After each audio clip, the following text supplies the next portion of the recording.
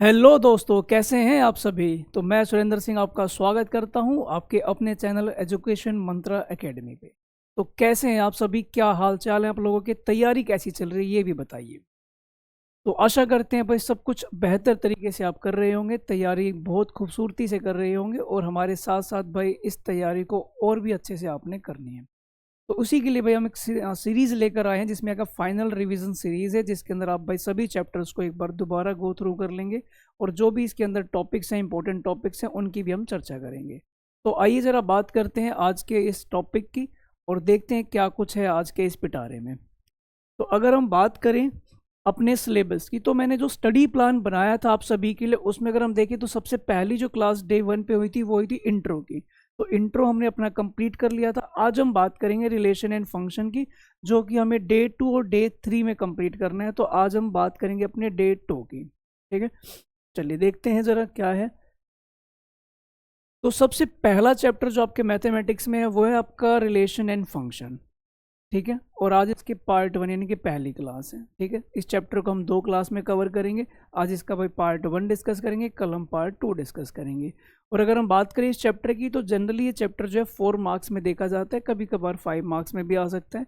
तो आपका 4 मार्क्स में तो है ही है ये चैप्टर। ठीक है, 5 में भी देखा जा सकता है, तो आप परेशान ना हो, हम दोनों के हिसाब से चीज़ें पढ़ेंगे। अब यहाँ पर हम बात करते हैं कि भाई इसके अंदर कौन कौन से हैं टॉपिक जिनको आप कवर अप करेंगे। तो सबसे पहले टॉपिक की बात करें तो रिलेशंस यानी कि टाइप्स ऑफ रिलेशंस की बात की जाएगी। अगर हम बात करेंगे दूसरी टाइप ऑफ फंक्शन की, और थर्ड टॉपिक जो रहेगा वो composition of function and invertible functions, इनकी हम चर्चा करेंगे। तो अब जो टॉपिक्स हैं वो कम है, बहुत ज़्यादा नहीं है, बड़ी आसानी से हम करेंगे। चैप्टर भी काफ़ी छोटा है, कोई ज़्यादा इसके अंदर लंबा चौड़ा हिसाब किताब भी नहीं है।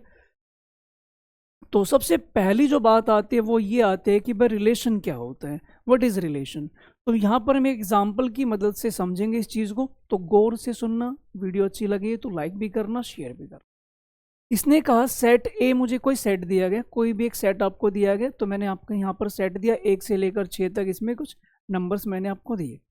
और रिलेशन क्या बना, x और y, यानी कि इन दो नंबर में क्या रिलेशन है कि y is divisible by x, यानी कि जो बाद वाला नंबर है वो पहले वाले नंबर से क्या होना चाहिए, डिविजिबल होना चाहिए। तो मैं जब इस हिसाब से रिलेशन बनाऊंगा तो भाई क्या क्या एलिमेंट आपके यहाँ पर आएंगे।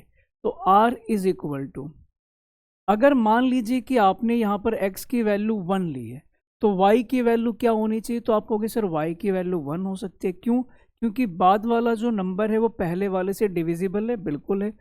फिर आपने कहा सर हम यहाँ पर 1 और 2 ले सकते हैं, बाद वाला नंबर पहले वाले से डिविजिबल, बिल्कुल डिविजिबल है। क्या हम 1 3 ले सकते हैं, बिल्कुल ले सकते हैं। क्या 1 4 लिया जा सकता है, बिल्कुल। क्या 1 5 हो सकता है, बिल्कुल हो सकता है। और 1 6 हो सकता है। ये आपके पास रिलेशन हो सकता है। और इसके अंदर क्या एलिमेंट लाई करेंगे वो भी देखो। आपसे कहा जाए कि पहला नंबर अगर मैंने 2 लिया तो बाद वाला क्या होगा, 2 होगा, क्यों, क्योंकि सर इस वाले नंबर को इसको भाग करना है। फिर मैंने कहा अगर यहाँ पर 2 है तो यहाँ पर क्या होना चाहिए 4, यहाँ 2 है तो यहाँ क्या होना चाहिए 6। फिर उसके बाद अगर मैं बात करता हूँ अगला नंबर, यहाँ पर अगर 3 आता है तो फिर साथ में क्या आएगा, 3 आएगा। फिर यहाँ 3 होगा तो यहाँ पे क्या आएगा, तो यहाँ पे आपका 6 आ जाएगा। ठीक है, समझ में आ रही है बात। फिर मैंने कहा यहाँ पर अगर 4 है तो यहाँ भी 4 होगा, यहाँ 5 है तो यहाँ 5 होगा, और यहाँ पे 6 है तो ये 6। मैंने सभी वो नंबर यहाँ पर लिए हैं जिसमें कि बाद वाला जो नंबर है वो पहले वाले से डिविजिबल होगा। तो ये रिलेशन यहाँ पर जो डिफाइन है उसके हिसाब से जब हम चलते हैं तो हमारे पास ये नंबर आते हैं। इतनी बात समझ में आती है, ठीक। तो ये आपका बन चुका है यहाँ पर रिलेशन। क्या इतनी बात आप सभी को क्लियर है। तो ये रिलेशन का मतलब है कि हमारे पास जो ये दो नंबर है x और y, इनके बीच में जो भी रिलेशन दिया गया है उसको आपने इस तरीके से प्रेजेंट कर दिया। अब यहाँ पर आपसे एक बात कही जाए कि जो ये पहले वाले नंबर होते हैं यानी कि जो x की वैल्यूज हैं, इनको एक नाम दिया जाता है, इनको नाम दिया जाता है क्या, डोमेन। ठीक है, जो पहले नंबर आपको दिखाई दे रहे हैं x के, ये सभी क्या है, डोमेन। अगर मैं आपसे पूछ लूँ कि डोमेन क्या होगा तो आप बोलोगे 1 2 3 4 5 6, ये आपका क्या कहलाएगा, डोमेन। अगर मैं आपसे पूछूँ कि रेंज क्या होगी, तो रेंज की अगर हम बात करें तो रेंज वो होते हैं जो कनेक्टेड होते हैं यानी कि बाद वाले नंबर। अगर मैं बाद वाले सभी नंबर यहाँ पर कलेक्ट करके लिखता हूँ तो जवाब क्या होगा, अगेन आप बोलोगे 1 2 3 4 5 6, ये नंबर आपके क्या कहलाएंगे, रेंज कहलाएंगे। तो ये है रिलेशन का मतलब, जिसमें कि दो नंबर के बीच में क्या रिलेशन है वो यहाँ पर लिख के बताया जाता है। देन उस बात को आपने ऐसे प्रेजेंट कर दिया, इस वाली प्रेजेंटेशन को बोलते हैं हम रोस्टर फॉर्म, ठीक है। और इसमें जो आगे वाले यानी कि एक्स की वैल्यूज है इसको हम बोलते हैं डोमेन, और जो वाई की वैल्यूज है उनको हम क्या बोलते हैं, रेंज। उम्मीद है इतनी बात समझ में आ गई होगी, पक्का पक्का क्लियर है। ओके बच्चों, अब यहाँ पर एक चीज आती है भाई, रिफ्लेक्सिव रिलेशन। जो रिलेशन है इसमें भाई कुछ टाइप्स होती हैं, उस टाइप्स के अंदर हम बात करेंगे कि रिफ्लेक्सिव रिलेशन की। जैसे कि एग्जांपल लेते हैं, मान लीजिए कि मेरे पास एक सेट है ए, ठीक है। अब इसके अंदर कुछ एलिमेंट यहाँ पर मैं लिख लेता हूँ, 1 2 3 4, ये आपके पास है कोई सेट 1 से लेकर 4 तक। फिर मैंने यहाँ पर एक रिलेशन बनाया, क्या कि 1 1 2 2 3 3 और 4 4। तो ये मैंने यहाँ पर एक रिलेशन बनाया और यहाँ पर हमने प्रेजेंट कर, तो ये आपके पास आ गया। अगर आप एक बात समझोगे तो ये सारे वो नंबर हैं जो आपस में खुद से ही कनेक्ट है, मतलब सॉरी एक यहाँ पर करेक्शन, यहाँ पर अगर आप नोटिस करोगे कि हर नंबर जो है वो अपने आप से ही कनेक्टेड है। ये बात समझ पा रहे हो? तो ये रिफ्लेक्सिव का मतलब यही होता है कि जहाँ पर आपको ये देखने को मिले कि ये नंबर अपने आप से ही कनेक्टेड है, तो इसको बोला जाता है कि जब x वाला जो है वो x से ही रिलेटेड हो जाए, तो इसको बोला जाता है क्या, रिफ्लेक्सिव रिलेशन। जहाँ पर दोनों नंबर आपस में रिलेटेड हो और दोनों सेम हो, वो आपका क्या कहलाता है, रिफ्लेक्सिव रिलेशन। इतनी बात समझ में आती है।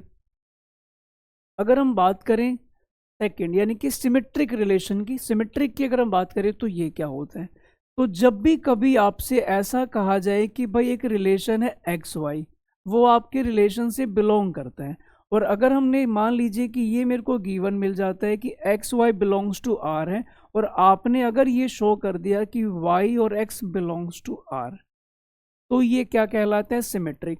मतलब मैं आपको ये कहूँ कि x जो है वो y से रिलेट करता है, और अगर तुमने ये साबित कर दिया कि y भी x से रिलेट करता है, तो ये क्या कहलाएगा, सिमेट्रिक। मेरा कहने का क्या मतलब है, मैं आइए जरा एग्जांपल से समझते हैं। मैंने यहाँ पर लिखा 1 2 और साथ में लिख दिया 2 1। तो यहाँ पर आप एक बात समझ सकते हो कि 1 2 जो है वो बिलोंग्स टू क्या है, r, 1 और 2 बिलोंग्स टू आर है। क्या आपको इसका उल्टा भी अपने क्वेश्चन में, अपने रिलेशन में दिखाई दे रहा है? आप बोलोगे बिल्कुल हाँ सर दिखाई दे रहा है। तो अगर आपको ये बात बताई जाए और आपने इसका रिवर्स भी आपने शो कर दिया रिलेशन में, then it is called symmetric relation. क्या ये बात समझ में आई आपको अच्छे से? बोलो हाँ सर, क्लियर है इतनी बात थी? ओके। तो ये हम कह सकते हैं कि अगर ये रिलेशन में है देन इसका उल्टा आप करेंगे तो वो भी आपके पास रिलेशन में होना चाहिए, then it is called symmetric relation. Transitive की बात करते हैं। ट्रांजिटिव काफी इंपॉर्टेंट है, गौर से सुनना, ध्यान से समझ।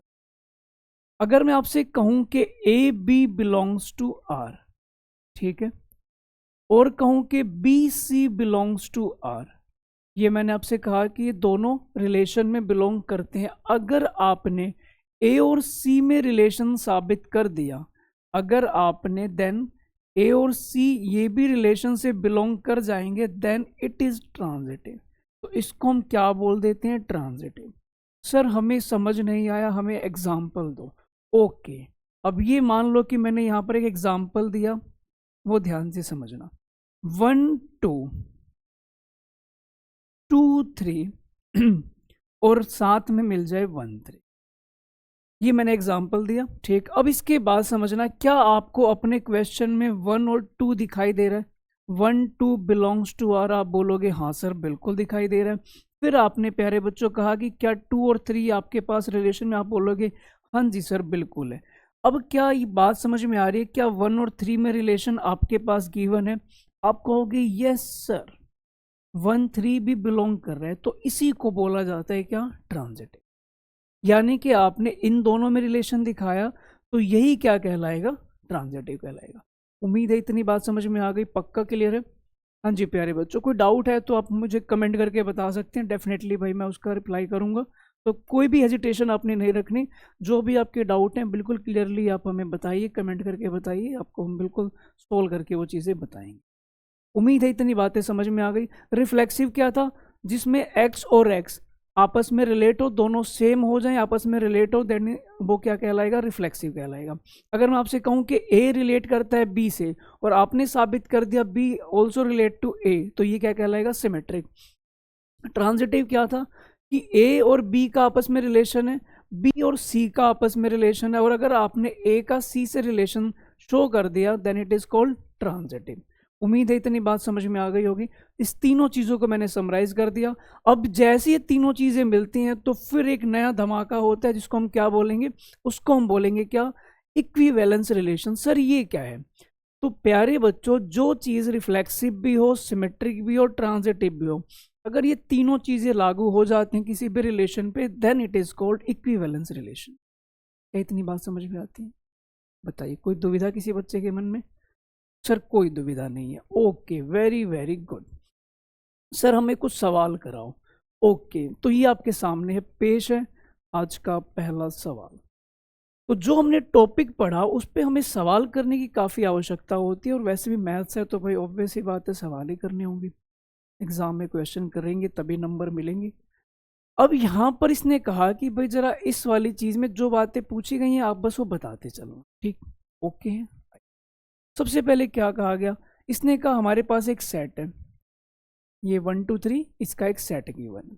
फिर इसने हमें एक रिलेशन भी दे दिया, हमने कहा ये रिलेशन दिया, ओके है। कहना जरा साबित करो ये सिमेट्रिक है but neither reflexive no transitive. Sir ये कैसे करेंगे, आइए जरा हम बात करते हैं। रिकॉल करते रहना, ऐसे आंखें बंद करके रिकॉल करते रहना धीरे धीरे कि हाँ मैंने क्या क्या बताया था थोड़ी देर पहले। इसने कहा कि जरा बताना कि सिमेट्रिक है।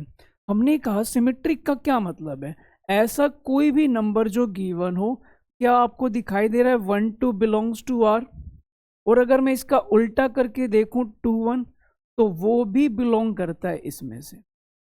1 2 बिलोंग्स टू आर और 2 1 जो है उसका उल्टा, ये भी बिलोंग करता है इसमें।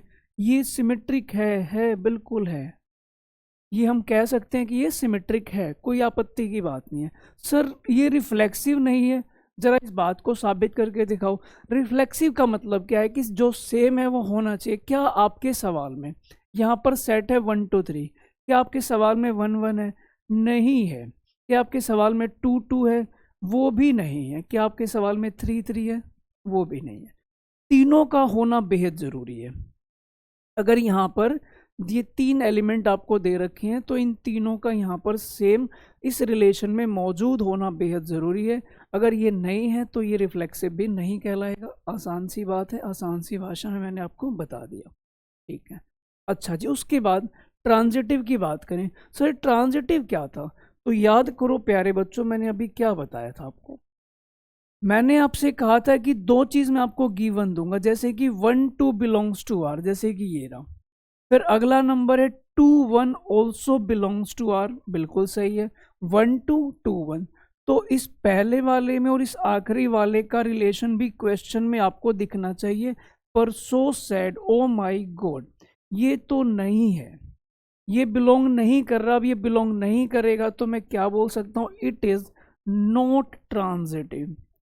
ये ट्रांजिटिव नहीं है, और वैसे भी शो करना था हमें कि भाई ट्रांजिटिव नहीं है। और रीज़न मैं यहाँ पर बस आपको रीज़न दे रहा हूँ क्योंकि सवाल ने पहले ही बोल दिया था कि कौन सी चीज़ आने वाली है, कौन सी चीज़ नहीं आने वाली। क्या ये बात सभी को क्लियर है? पक्का पक्का बोलो हाँ। हाँ सर, आगे बढ़ो। ओके, क्वेश्चन नंबर 2 की बात करते हैं। इसमें क्या कुछ कहा गया इन्होंने आपसे क्या कहा, देखो भाई एक सेट दिया पहले 1 2 3 4, हमने कहा ठीक है। फिर उसके बाद इसने आपको रिलेशन भी दे दिया, रिलेशन में कुछ एलिमेंट भी यहाँ तक गिवन है। कह रहा चूज द करेक्ट आंसर, इन चारों में से कौन सही है। सबसे पहला काम, क्या ये रिफ्लेक्सिव है? कितने एलिमेंट हैं? 4, तो मुझे चारों के सेम सेम दिखाई देने चाहिए, यानी कि 1 1 2 2 3 3 4 4। क्या हमारे पास क्वेश्चन में है 1 1 है? बिल्कुल है। 4 4 है, 2 2 है, 3 3 है। रिफ्लेक्सिव तो है, रिफ्लेक्सिव तो है, यानी कि हम कह सकते हैं कि ये सी वाला तो वैसे ही गलत हुआ क्योंकि ये मना कर रहा है रिफ्लेक्सिव, ऐसे कैसे मना कर रहा है, हम इसे हटा देंगे, ठीक है। ऑप्शन ये वाला तो गया। फिर कह रहा है कि क्या ये सिमेट्रिक है, आइए जरा हम चेक करते हैं, सिमेट्रिक की बात करते हैं क्या नहीं। अच्छा, जैसे इसने बोला रिफ्लेक्सिव नहीं है तो ये तो इक्विवेलेंस वाला भी तो गलत हुआ, मानते हो ना? अब रह गए 2 जने, इनको भी निपटा देंगे। हम एमसीक्यू को एलिमिनेशन भी कई बार अप्लाई करके देखेंगे, ठीक है? ऐसा नहीं कि हमें आंसर निकालना है तभी मार्क करना है, वहाँ पर आपको अपना आंसर करना है। अब आप एलिमिनेशन से करिए, अपना आंसर निकालिए, या फिर आपको आंसर याद है, कैसे भी करिए, आपके एमसीक्यू ठीक होने। अच्छा जी, अब हम बात करते हैं सिमेट्रिक की। सिमेट्रिक है या नहीं है? तो कोई ऐसा नंबर ढूंढो जिसका अपोजिट क्वेश्चन में ना हो। तो मैंने देखा ओके 3 2, आपके पास 3 2 गिवन है, मान लिया। क्या इसका अपोजिट आपके पास गिवन है?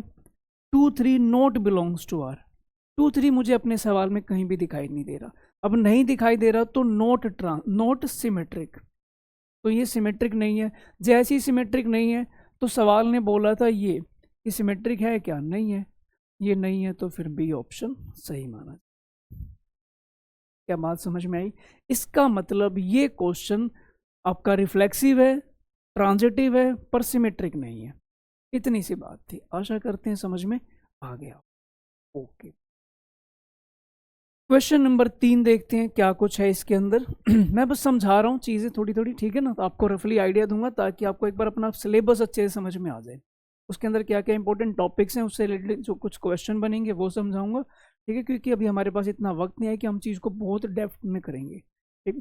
तो अभी मैं इतना करा रहा हूँ, इसे बस तमीज़ से कर लो, नंबर आपके अच्छे ही आने, इसमें कोई डाउट नहीं। ये क्या कह रहा है भाई? रिलेशन जो है वो दिया हुआ है, कह रहा है सेट ऑफ ऑल बुक्स, कह रहा है सेट ऑफ ऑल बुक्स। इसका आपको यहाँ पर सेट दिया, किसी मतलब किताबें हमारे पास हैं, काफ़ी सारी किताबें रख दी, वो उसका सेट दिया हुआ है। फिर क्या कहा इसने? कह रहा है कि रिलेशन जो है वो ये है X Y, X and Y have same number of pages. कह रहा है जरा साबित करो कि इक्विवेलेंस रिलेशन है, ये बताना है। तो हमने क्या कुछ कहा? हमने कहा सबसे पहली चीज़ जो कि कहते हैं कि भाई सेम होनी चाहिए, एक्स और एक्स।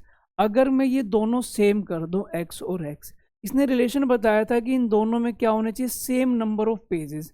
तो एक्स और एक्स यानी कि कोई भी किताब है आपस में सेम पेजेस होंगे। 2 बुक्स रखी हैं आपने, दोनों में सेम पेजेस हैं, तो क्या रिफ्लेक्सिव होगा? बिल्कुल होगा। तो हम ये कह सकते हैं X has same number of pages. तो ये आपका रिफ्लेक्सिव तो कहलाएगा ही कहलाएगा, X X belongs to R, ठीक है? तो ये आपका रिफ्लेक्सिव है। सेकेंड चीज, अगर मैं आपसे कहूं कि X Y belongs to R, इसका क्या मतलब है? कि आपको मैं पहले का रिलेशन दूंगा, आप उसका अपोजिट करके देखोगे, अगर वो फिर भी रिलेशन में हो देन इट वो सिमेट्रिक कहलाएगा। X and Y belongs to R का मतलब है X and Y have same number of pages, same number of pages. तो मैं ये भी तो कह सकता हूं कि y and x also have same number of pages. तो मैं कह सकता हूं बड़े प्यार से कि Y X belongs to R, होगा ही होगा, देन इट इज सिमेट्रिक। ये आपका सिमेट्रिक कहलाए। इतनी बात समझ में आती है। सर ट्रांजिटिव और चेक करो। ओके, ट्रांजिटिव की बात करें तो इसने कहा था कि भाई सबसे पहले X Y belongs to R, Y Z belongs to R. इसका मतलब है X and Y X and Y have equal pages, और Y and Z have equal pages. ये बात समझ में आती है, ठीक है? एक्स और वाई जो है वो हैव इक्वल पेजेस, वाई और जेड में भी क्या इक्वल पेज। तो क्या आप मैं कह सकता हूं x and Z also have equal number of pages, equal number of pages. तो मैं बड़ी प्यार से बड़ी खूबसूरती से कह सकता हूं कि एक्स जेड बिलोंग्स टू, बिना किसी दिक्कत और बिना किसी आपत्ति। क्या इसमें कोई डाउट है किसी के मन में? कोई दुविधा नहीं है, होनी भी नहीं चाहिए। समझ में आ गया होगा सभी के। चलिए अब हम बात करते हैं इस वाले क्वेश्चन की। इसमें इन्होंने क्या कहा? ये कहते हैं भाई show that the relation set of triangle. सबसे पहली बात, क्वेश्चन में आपको अपना सेट पता होना चाहिए कि उन्होंने किस सेट पे बात की है। तो उन्होंने बोला सेट ऑफ ऑल ट्रायंगल्स, इस पे इन्होंने बात की है। फिर इसने रिलेशन क्या दिया, ऐसी दो ट्रायंगल लेनी है आपने कि T1 T2 के सिमिलर होना चाहिए, मतलब दोनों ट्रायंगल आपस में सिमिलर होनी चाहिए। ट्रायंगल का बहुत सारा ढेर था, मैंने सिर्फ उसमें से वो ट्रायंगल उठाए जो आपस में सिमिलर थे, इस चीज का रिलेशन बनाया गया। जरा जरा साबित करो कि इक्विवेलेंस होगा। देन सबसे पहले आपने कहा T1 T1 दोनों को सेम करेंगे, तो ये तो है ही भाई, T1 is similar to itself, होगा ही होगा, कोई बहुत बड़ी बात नहीं है। तो मैं कह सकता हूँ T1 T1 belongs to R, reflexive तो है, confirm, no doubt. T1 T2 belongs to R, तो इसका मतलब क्या हुआ, T1 is similar to T2। तो क्या मैं ये नहीं कह सकता T2 is also similar to T1? तो यहां पर कहा जा सकता है T2 T1 belongs to R, it is symmetric. Sir ये तो बहुत आसान है, मैं भी तो वही कह रहा हूं कि ये बहुत आसान है, मुश्किल किसने कहा? लाओ उस बच्चे को जो मुश्किल कहता है, फिर मैं उससे पूछूंगा क्या वाकई मुश्किल है। भाई मुश्किल उनके लिए हो सकता है जो मैथ को टाइम नहीं दे। अब भाई आप किसी को वक्त नहीं दोगे तो सामने वाला इंपॉर्टेंस कहाँ से दे? तुम इस मैथ को वक्त दो, ये मैथ तुम्हें इंपॉर्टेंस भी देगा, नंबर भी। सवाल नंबर, अभी सॉरी, इसका third part, transitive. T1 T2 belongs to R, इसका मतलब है T1 is similar to T2, T1 जो है वो T2 के सिमिलर है। फिर मैंने कहा T2 T3 belongs to R, T2 is similar to T3। ठीक है भाई, ये बात समझ में आई।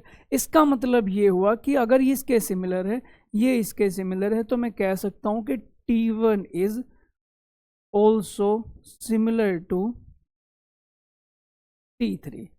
तो T1 T3 के सिमिलर होगा, इसके सिमिलर होगा तो मैं कह सकता हूं T1 T3 belongs to R। और जब ये बिलोंग करेगा तो ये बात तय है कि भाई मैं आपसे कह सकता हूं क्या, कि ये ट्रांजिटिव भी है, यानी कि इस पे तीनों नियम लागू होते हैं। तो क्या मैं इसको बोल सकता हूं इक्विवेलेंस रिलेशन? तो इसका जवाब होगा यस, हम बोल सकते हैं कि ये इक्विवेलेंस रिलेशन है। फिर इसने मुझे कहा कि तीन ट्रायंगल आपके पास, T1 जिसकी साइड ये है, T2 फिर जिसकी साइड ये है, T3 की बात करें तो 6 8 10 वहां लिखा है, मैं यहीं लिख देता हूं 6 8 10, यहां से हटा देते हैं।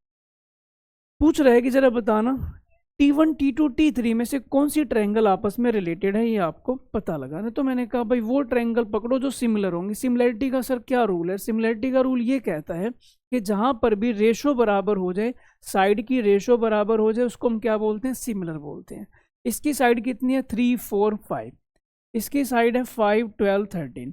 अगर मैं इनकी रेशो निकालता हूं, यहां करा देते हैं, अगर मैं इनकी रेशो निकालूं तो आप बोलोगे सर 3/5, इसकी रेशो निकालूं तो 4/12, और तीसरे की निकाले तो 5/13। क्या ये कहीं आपस में बराबर है? नहीं है बराबर। क्या मैं इन दोनों की रेशो निकालूं T2 और T3 की, आप बोलोगे सर 5/6, 12/8 और 13/10, इक्वल नहीं है।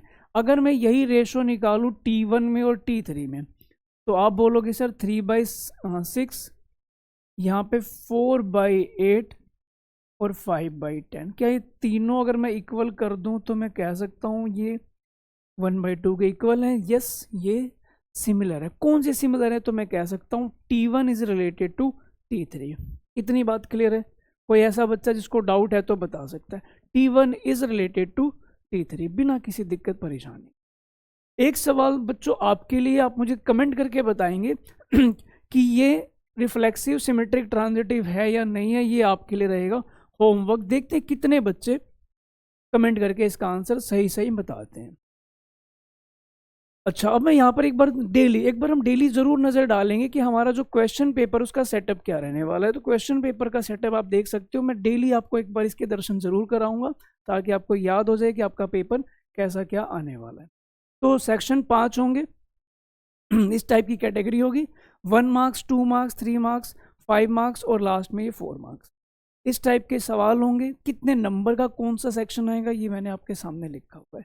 तो टोटल 80 मार्क्स का पेपर है, 20 नंबर का आपका इंटरनल असेसमेंट होगा, वो भी उम्मीद है कि स्कूल में सभी अच्छे से आपको मार्क्स देंगे। ठीक है, ज़्यादा टीचरों से बिगाड़ के नहीं चलते, बना के चलते। तो ये है भाई हमारी तरफ से आपके लिए बेस्ट ऑफ लक। क्लास कैसी लगी कमेंट करके ज़रूर बताइएगा, और कितनी यूज़फुल रही ये भी बताइए, ठीक है। और अच्छी लगे तो शेयर ज़रूर करना, सभी तक ये चीज़ें पहुँचाएँ, ताकि हम चाहते हैं कि हर बच्चे का बेनिफिट हो, ठीक है। तो आज की क्लास में इतना रखते हैं, मिलते हैं अगली वीडियो में। अगली क्लास इसी से रिलेटेड होगी, एक नए टॉपिक के साथ, जिसमें हम फंक्शन की चर्चा करें, ठीक है। तो तब तक अपना ख्याल रखिए, मिलते हैं अगली क्लास में, तब तक के लिए नमस्कार।